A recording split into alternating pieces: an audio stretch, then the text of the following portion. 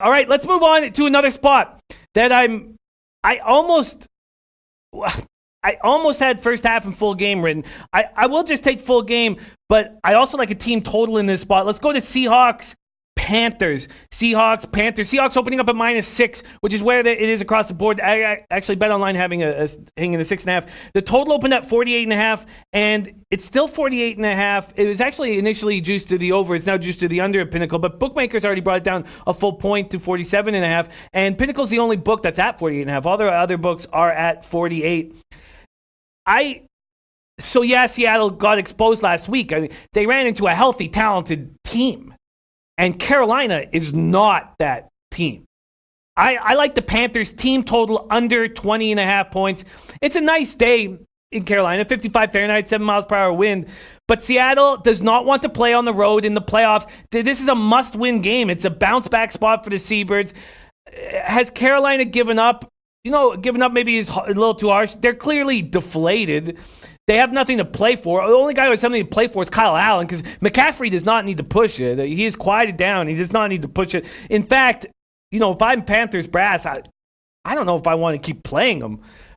Teams like this Panthers team do not have a losing team that has nothing to play for. They don't have enough want or firepower to beat this Seahawks squad. I want Seahawks full game and Panthers team total under 20.5. Donnie right side, Seahawks, Panthers, take it away. Yeah, usually it's hard to say, Seattle's going to go on the road, and outside of Seattle, you really don't be laying that many points. And yes, in fourth quarter, Russell Wilson is unbelievable if it's a close game, but now you're going to have to win this game by 7 points.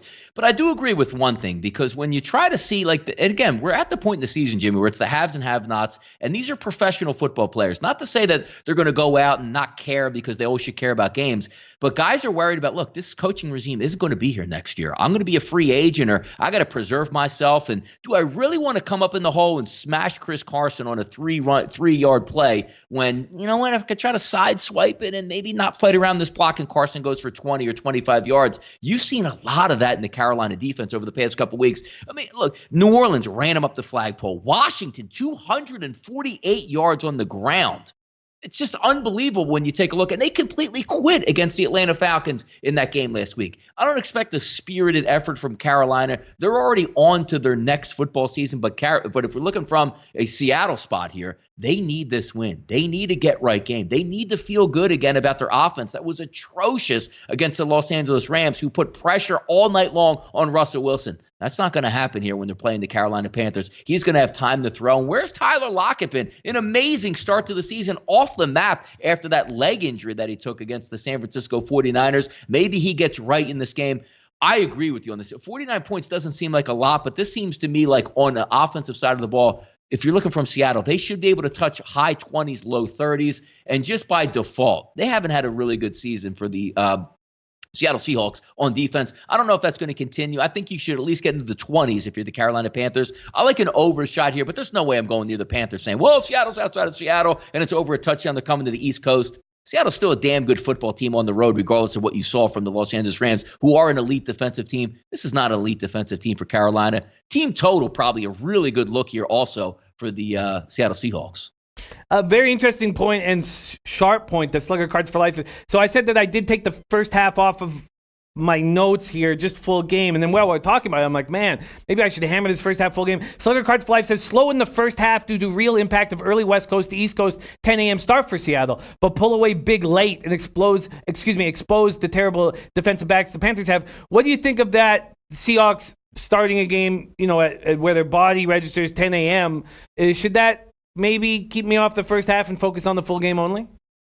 No, they've been really good on the road, especially at 1 o'clock games. It's one of those teams that seem like it doesn't affect when most of the NFL, you're right, waking up on that body clock, it's early, but it hasn't affected Seattle at all, at least under the Russell Wilson regime. It hasn't.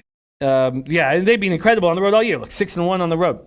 Seahawks going to be on my card. And Brand says don't get cute with the Panthers team total under 20.5. I don't see the Panthers putting up points in this game. I think that I'm going to get cute. As it were. I think I'm the real cute, Brad. F and Bob says, Jim, you're right about McCaffrey. Look, McCaffrey earlier in the year, was what, 98.7% of the snaps? Mm-hmm. If I'm coaching this team, I'll let him play 40% of the snaps or something like that. Like Or if my boss said, look, we don't want McCaffrey out there, right away I'd be like, okay, well, I agree. Why put him in danger? There's no need to put him in danger. No need to push it.